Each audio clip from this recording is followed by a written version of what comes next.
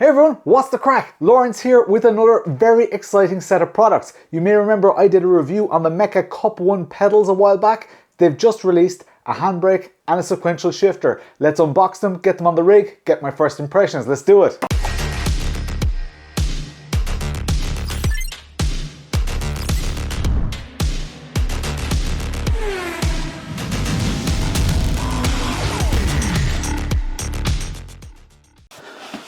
So, the box is relatively plain, relatively simple.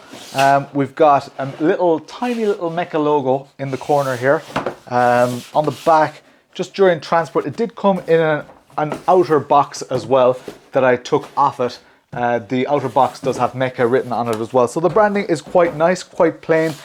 They've not spent too much on packaging. And a lot of people in comments, because I like a bit of nice packaging, but a lot of people in the comments say the packaging doesn't matter. Just needs to be something simple. And I mean, for me, the most important thing is that it's somewhat sustainable. Cardboard, of course, is, you know, a renewable source.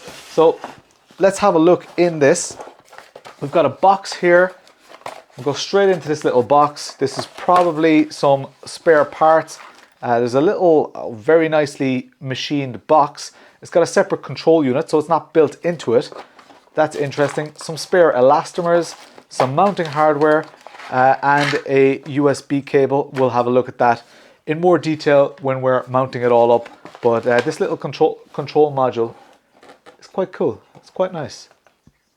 I wonder where I'm going to mount that. I would prefer if it was all integrated into it. Having stuff like this, having a small little control module like this, it's something extra that I have to mount. It's more space on my rig that I need to use up. So I do prefer when they're integrated into the unit itself, and there seems to be space in the unit. Perhaps, maybe I can actually mount this to the unit itself. I'm not 100% sure. When we look in here, we can see the handbrake is pretty loosely attached. We've got this layered cardboard effect. I'm just going to tear this because it'll make my life a little bit easier. I could have just slotted it out, I guess. Put that here. Lovely weight in it. A nice little thank you card here from MECA. That's nice. And there is nothing else in the box. Nope. The box is completely empty. Put that down here and have a look at this. Now, it's quite long, so it's not going to fit on the screen here fully, so that handle will be slightly out of the top of the focus, but you can still see it here. First things we notice, this beautiful those cups. MECA was the first company that I reviewed that had this really nice cup system, and it's one of the best things about their brakes. What it meant was that the elastomers don't deform too much. Elastomers only have a certain effective range, and I think it's only like about 25% or so. And after that range, you really don't want to exert any more on the elastomer because they start deforming, and over time they can wear when they're overexerted. So if you just limit it to that first 25% of the range, it means that when the metal hits metal, it means that it passes the rest of the force on to the next elastomer. Now, this is the first handbrake setup that I've seen with a dual elastomer setup. So if you remember, the V&M handbrake has an elastomer in it. That's only one elastomer. There's no cup in that, but it is an excellent handbrake. The elastomers are just very, very hard, so they don't deform, and it's very difficult to pull that. The handle isn't long enough, I guess, to get that much force on it. This does have quite a long handle compared to the V&M handbrake. The housing felt, one elastomer again, but also a really nice handbrake. The leverage system of the housing felt, as I mentioned, is just slightly different to this. It kind of comes down a little bit, whereas this is a more traditional, you know, the fulcrum here stays in one place, whereas with the housing felt, it just kind of rotates a little bit. So this is a more traditional handbrake setup, but this is beautifully machined. My eyes keep getting drawn to this lovely shiny cylinder here, this cup. It's like a back-to-back cup here, yeah, very, very nice. It's got a 200 kg load cell, so you can see here the size of the load cell just means that it is rated to 200 kilos. So if you pull 200 kilos, if you put 200 kilos worth of force through that, it just means that it can still register at that point. The amount of force that you'll actually be putting through it, I don't have a way to measure that, and I'm not really too interested in the specs of load cells and stuff like that. As long as it feels good and as long as it kind of caters to what I want to do, that's all that matters. It's got the same kind of mounting system that we see on a lot of pedals, so it'll be base mounted like that. I'll have to get probably a piece of profile because I do actually have the shifter as well, their sequential shifter, and I want to mount them side by side. So if you do have profile, what you'll probably end up doing is you will, if you just have the handbrake on its own, you'll probably have some angle brackets out of the side of a piece of profile, but we'll figure out the mounting when it comes to it. Handbrakes are notoriously difficult to mount. It's just part and parcel of the way handbrakes are, not only because of the fact that rigs don't have a specific handbrake mount, it's also because, you know, a steering wheel, you mount it pretty much one way. It's in the center, it's in front of you, and you can raise it up and down and maybe change the angle slightly. With a handbrake, some people like it here, some people like it there, some people like it, you know, there are lots and lots of different configurations for a handbrake. So mounting it in the proper way, there is no proper way. It's very, very difficult for companies to provide a perfect mounting solution. And with the forces involved, this is going to be facing backwards. So when I pull this, I can already pull that a little bit actually. I'm surprised at that. I wasn't expecting to be able to get any bit of pull on that on the desk here. But it does. I mean, it feels, the quality feels beautiful. The machining is lovely. Everything that I expect from the MECA Cup 1 pedals, you know, the ones that I had in the past, this feels very familiar. Of course, they've gone for black now with this, as opposed to the metal, and the metal was, I think it was like a bead blasted metal, so it had a lovely, it was almost like a crushed carbon type effect on the metal, but I do prefer black. Black is, I think when it comes to sim racing, right now where we're at, black is just nice and safe. It doesn't stand out, and it's like something you'd find in a real race car. If you have a black rig with something silver on it, the silver does stand out. In this case, with this silver colored, you know, brushed aluminium part here, I think it's a nice little accent. If the whole thing was the brushed aluminium, it would be very loud on my rig. So black is a great decision here. We've got a little RJ11 cable, so that will plug into our adapter. Let's get our little adapter here. This is our little our circuitry for it.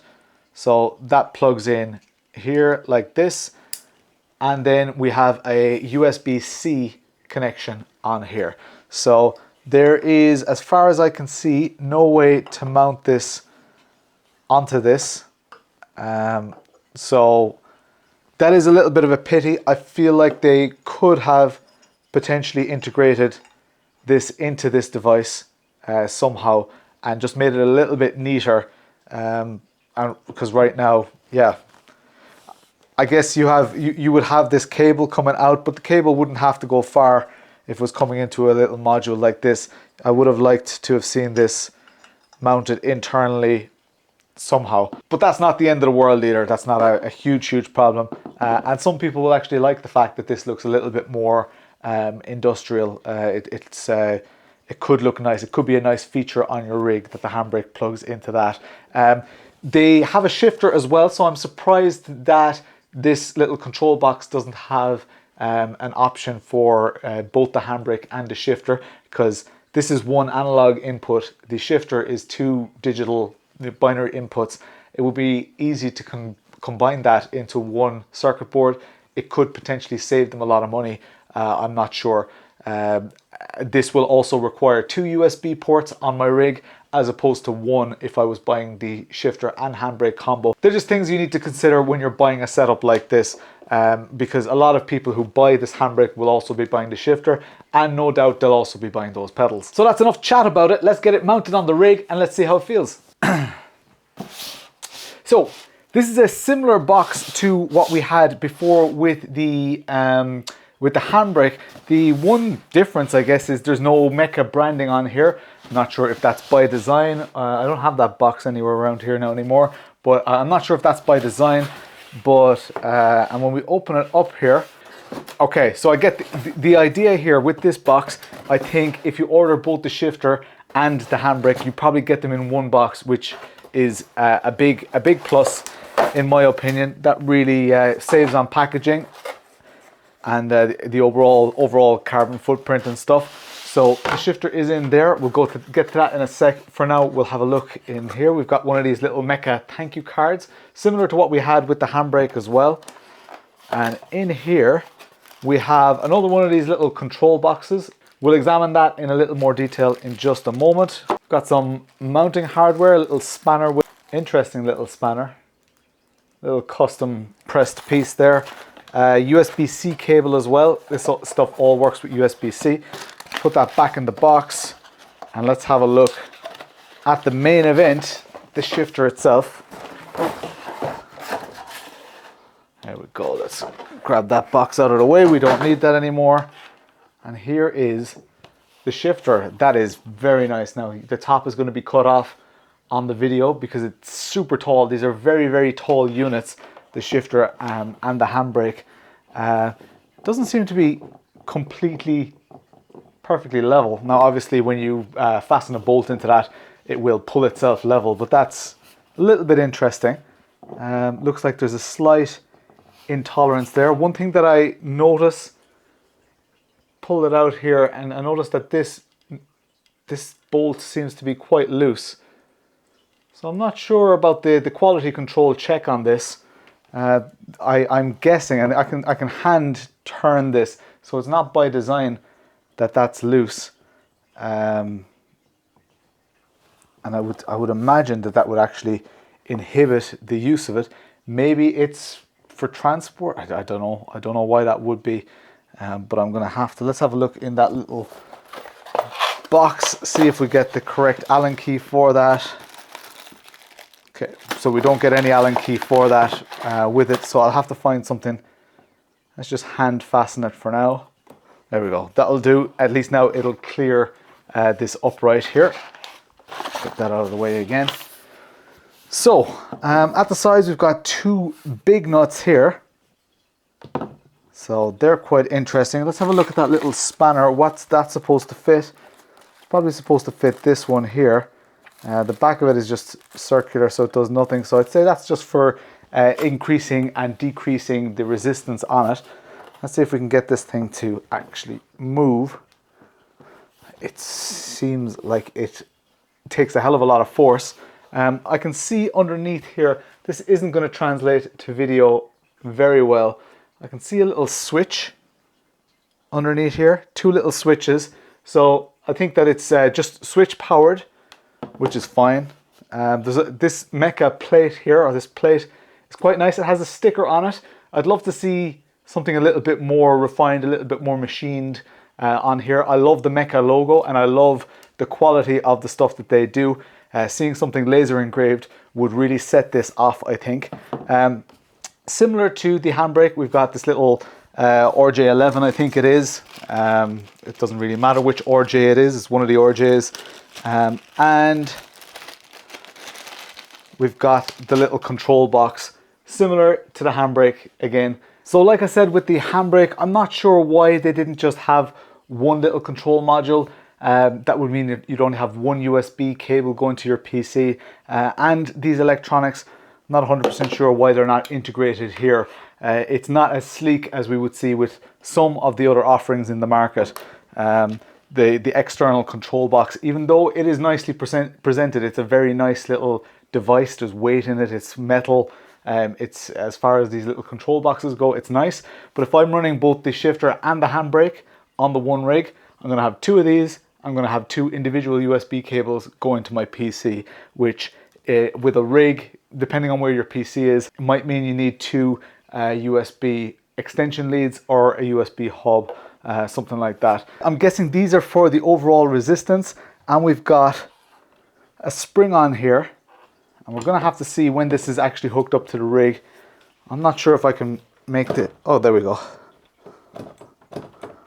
Okay, so it's not that loud. It's not as loud as a lot of other offerings that we see. So that's interesting. And that little bit of, I mean, this is not a realistic application, but that felt good. The shifter knob is nicely machined. Could probably be a little bit smoother. You can kind of see the lines on it, but I like this brushed. I like a brushed effect, so it's nice. The black metal, very, very nice. Again, a little worrying that some of the little bolts were loose on arrival. That's a little bit odd, a little bit unusual, but other than that, nothing really to report. I love this connector style. You know, I guess this is just being used as a kind of a grommet here. I'm not sure if it's an external connector, if you can actually take this off. I think this is just one cable. I don't know if the cable is spliced, if that's a connector at all, but it does look really nice. So that's pretty cool. Yeah, let's put the handbrake beside it. This is the handbrake and shifter beside each other. Again, it's very hard to film these because they're so tall. So we'll just focus on this camera for a while. You can see that the handbrake is slightly taller, shifter slightly lower. That's probably the configuration. If they were on the same plane, that's probably roughly how I'd like them. I like the handbrake to be slightly closer, and I like the handbrake to be on the wheel side of my shifter. So this looks very like, you know, a Samsonas type shifter handle. And this is not unlike what you might find in a drift car or a rallycross car. It looks like the hardware is lifted straight out of a real car. So that's awesome. These control boxes, as I say, just a little bit dubious about them. I'm sure you can probably hide them out of the way and they will attach to profile. But it means you just need more T-slot nuts and stuff like that. And those T-slot nuts are, let me check, they're not included. So you're going to have to source all that yourself. So if you do receive one of these, you may not have all the mounting hardware that you need. That's just a little detail. Generally, people with profile rigs have plenty of those spares lying around. If not, if you don't have T-slot nuts, grab a piece of double-sided Velcro or something like that and realize that it's a first world problem. They look really nice. Let's stop the babbling. Let's get them on the rig and let's get the first impressions and first drive.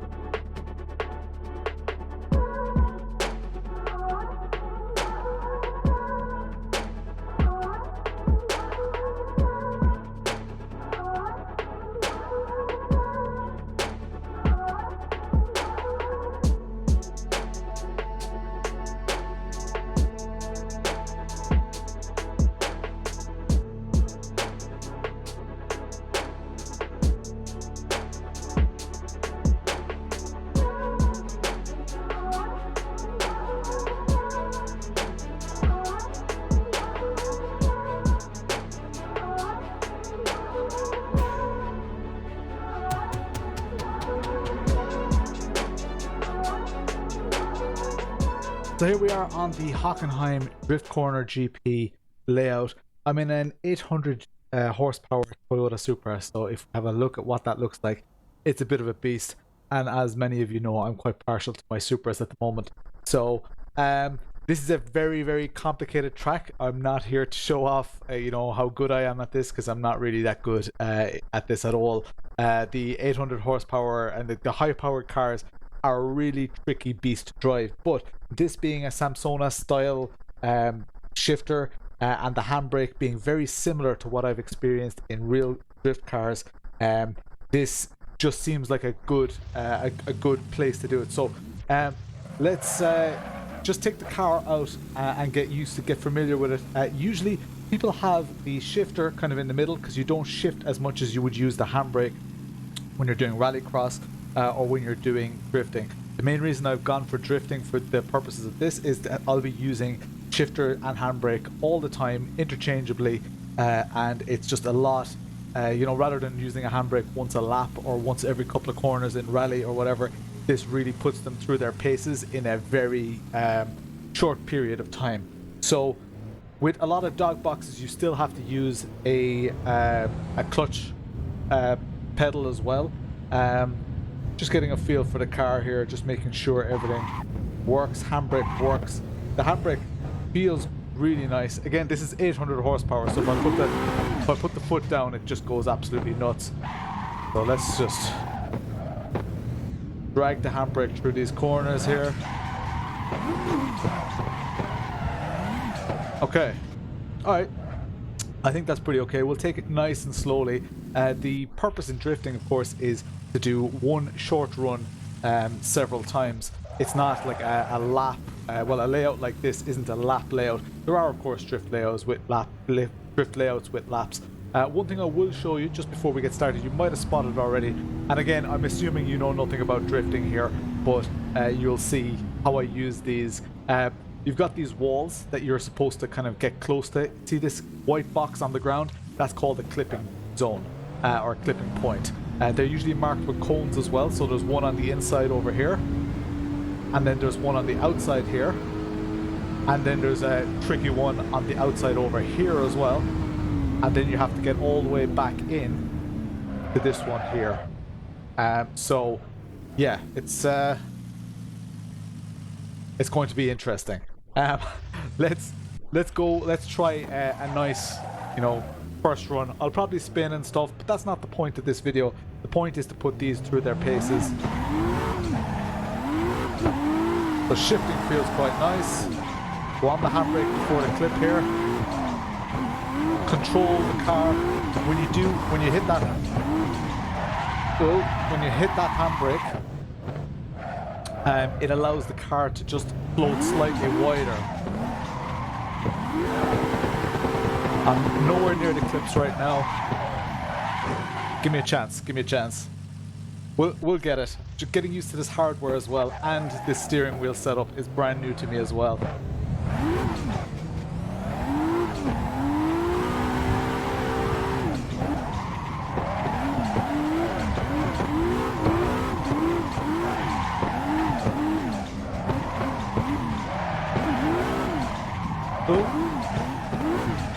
Bit of understeer there. Oh, messed it up. Alright, let's go again. Getting used to the positions as well. Of course, this is my first impressions video, so I haven't got these in the optimal positions yet. I've got them kind of roughly where I think they should be. I think that handbrake should be slightly closer to me though. The shifter seems to be in a pretty decent position.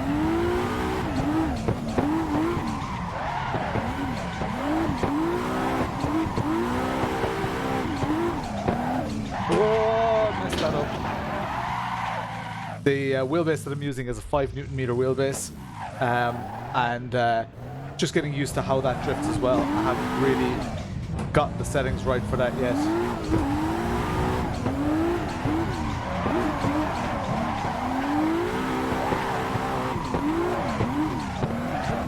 Oh, very, very difficult on the transition there.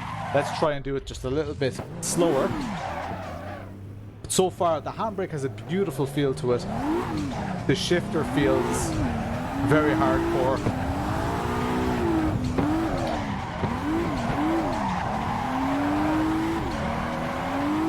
Let's go down a gear here.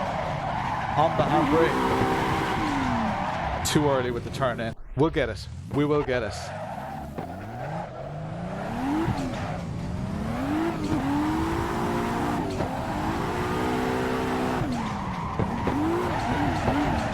Oh, understeer.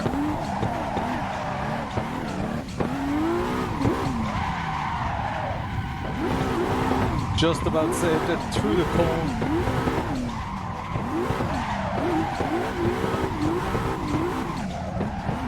And out to this final clipping point. Right, at least we've completed a run. Getting better. That's always the issue. Like if I had come in here and practiced beforehand, I could do a far better video, but that's not the point. The point is how usable, in a real situation like this, how usable is this new equipment. So, so far so good. I mean, it's not...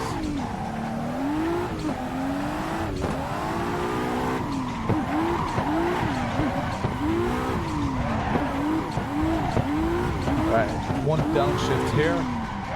Try to get out to that clip. It's a little bit better, but it's still quite scrappy. And the steering wheel lock is so big on this.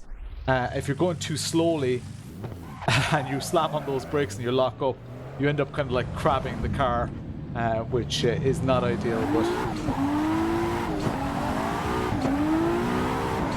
I tried to have a bit of fun with the hardware as I do these first impressions videos.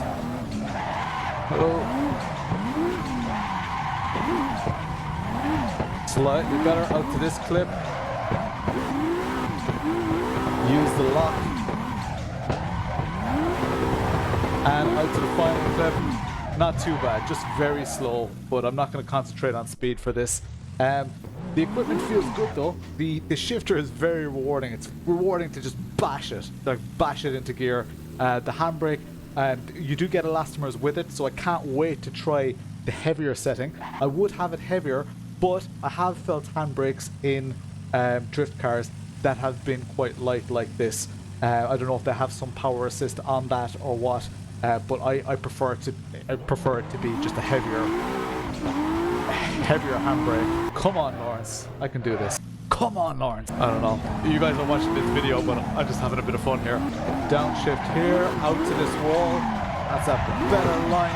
A lot of handbrake. The judges would penalise you for that in a real competition.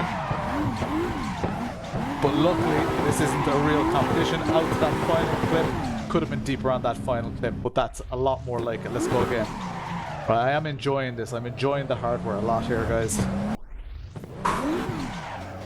Let's go. Eventually, we're going to get this bang on, guys. We're going to get a really good run.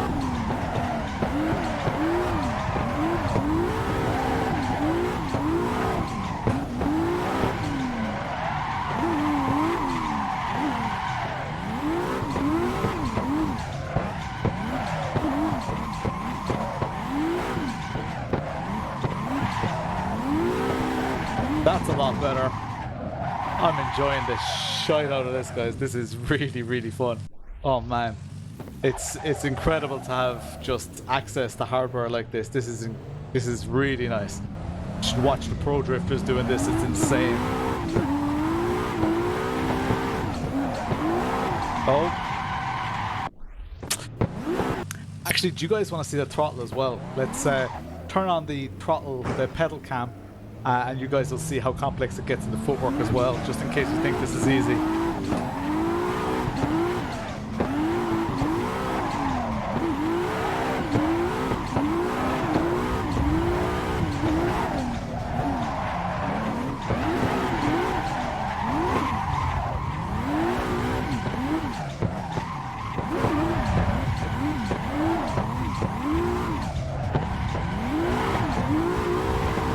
That was nice. That was alright. Let's have a look at that on the cam. Right, so here's what that run looks like from outside. So coming up to clip 1 here, deep on the wall. Could have been deeper on the wall, but it's okay. Into clip 1, clip the front, clip that cone with the front of the car. Out to clip 3. Clip 4 was super deep, probably too deep.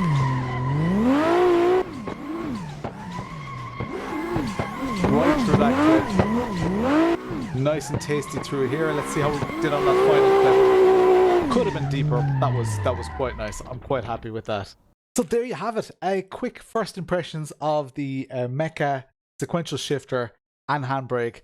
And I tell you what, I'm very, very impressed. There are some cons at this early stage. That external control box, love to see that integrated. I've got a USB cable for each. I'd love to have one combined USB cable.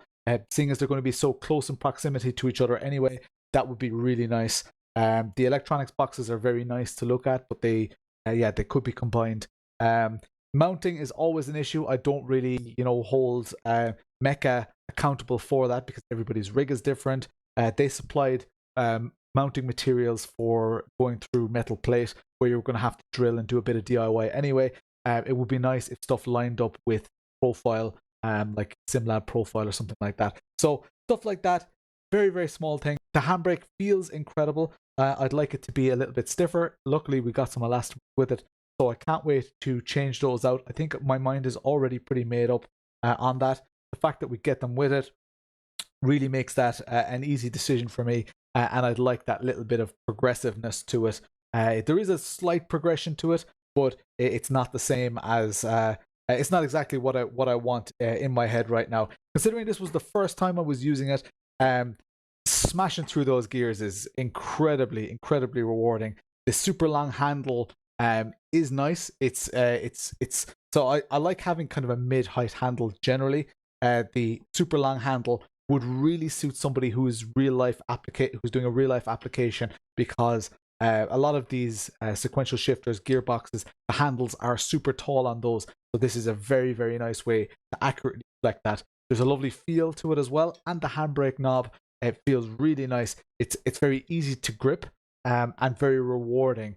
The pivot point is very clear. I don't know if that makes sense to you. Maybe if you use hydraulic handbrakes, it just, yeah, it feels very realistic in my opinion. It feels very realistic. I can't find many other faults initially. Obviously, it's a 200 kilo load cell. You have a lot of leverage, but even I'd say the strongest people won't be going past that 200 kilos. It's not needed. It's like 200 kilos. It's having a 200 kilo load cell is a little bit like having a 400 kilometer per hour speedometer in your car. Just because it can measure that speed doesn't mean that your car is capable of doing the speed. Similar with brake setup or handbrake setup or something like that. So yeah, first impressions very positive. I had a ton of fun. I hope you guys enjoyed that video as well. And I'll be reviewing these long term. I'll have them on my rig. I'll be doing loads of drifting, rallycross, all that kind of stuff, and having a bit of fun with them. I do a lot of rally as well. So on my rally streams every second Thursday, I'll be using these devices as well. So for now, that's it. I hope you guys I genuinely hope you guys had a bit of fun as well there, because I really did. For now, I'm Lawrence. I'll chat to you later.